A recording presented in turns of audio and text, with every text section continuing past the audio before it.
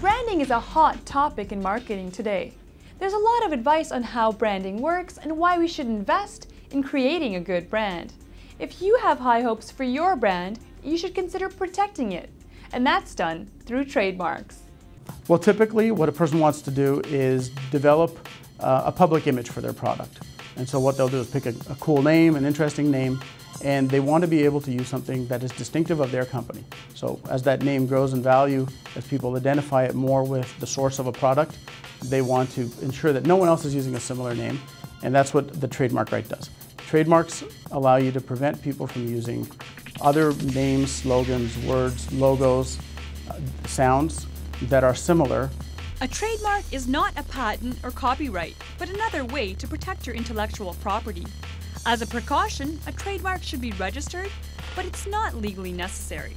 The value in the trademark is that it allows you to prevent other people from using marks that are confusing with the mark that you have registered or that is distinctive of your product. You don't actually have to go through a registration process necessarily.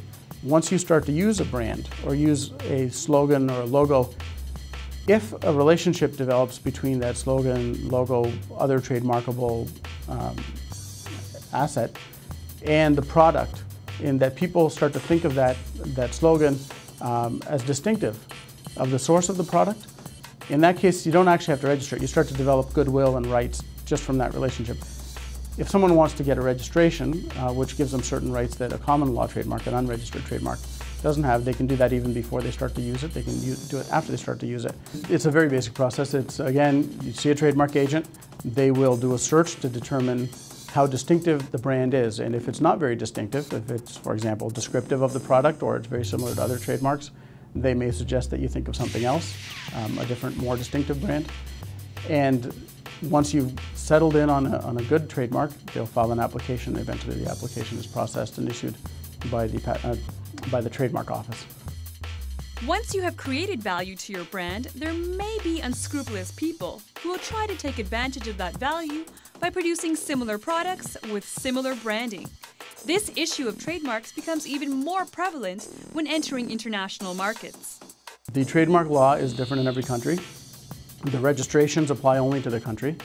And in some cases, and there are a few cases where a brand has really grown in the US and Canadians become aware of the brand, and the owners of the brand may have some rights in Canada, even before they bring it to Canada.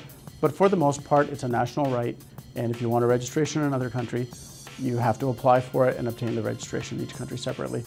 What's the point of protecting your branding? History recalls plenty of examples of companies who missed the boat on trademarks.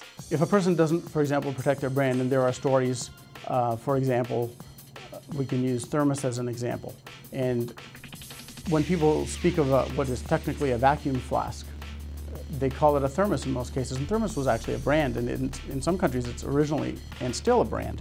But by not policing and preventing people from using their word, that mark, in a generic way, it sort of became the name of a product.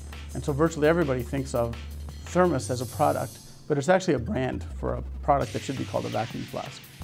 Over the life cycle of a technology, patents expire, and if the technology is available in the market for a long time, the most valuable aspect of the company might be its brands, and that's actually quite common. And so if you look at the assets that different companies have, some of the most valuable assets, corporate assets in the world, are brands.